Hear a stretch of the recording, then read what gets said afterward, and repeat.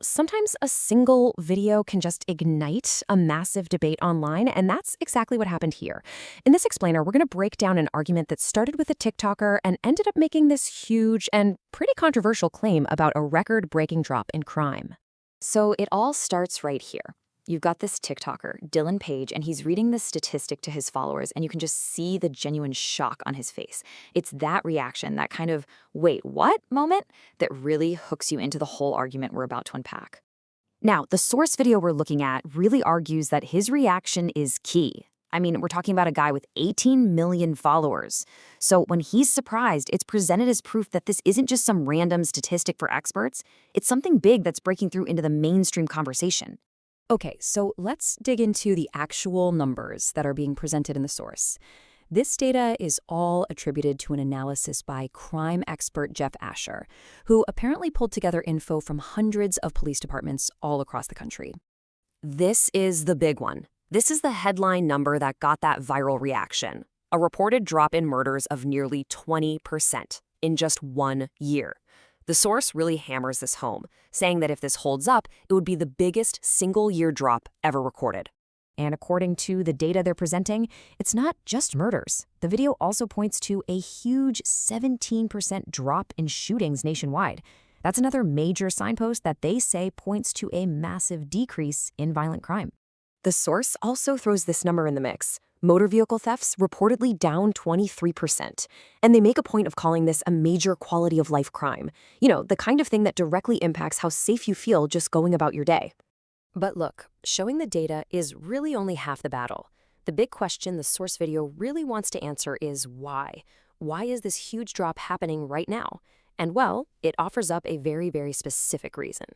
And here's where the source video makes its big political claim. It draws this really sharp contrast between two different administrations. It alleges that any crime drops you heard about before were just because cities were underreporting their data. But this drop, they argue, is different. They say it's the direct result of a very specific federal strategy. So what exactly is this policy? Well, the video gives it a name, and it frames it as the literal engine that's driving these incredible new statistics. This is the secret sauce, according to the source, Operation Summer Heat. And it's presented not as some small change, but as an active, really aggressive push by federal agencies to make arrests and get violent criminals off the streets. So the argument they lay out is that this whole strategy had three main parts. It was this massive, coordinated effort with agents from the FBI, DEA, and others. They even brought in the National Guard. And all of them were focused on one single top priority: rounding up the most dangerous offenders out there. Okay, so to prove that Operation Summer Heat is the direct cause, the source uses two really different types of evidence. You've got these deeply personal stories on one hand, and then you've got hard data from an official press conference on the other. First, they pull at the heartstrings.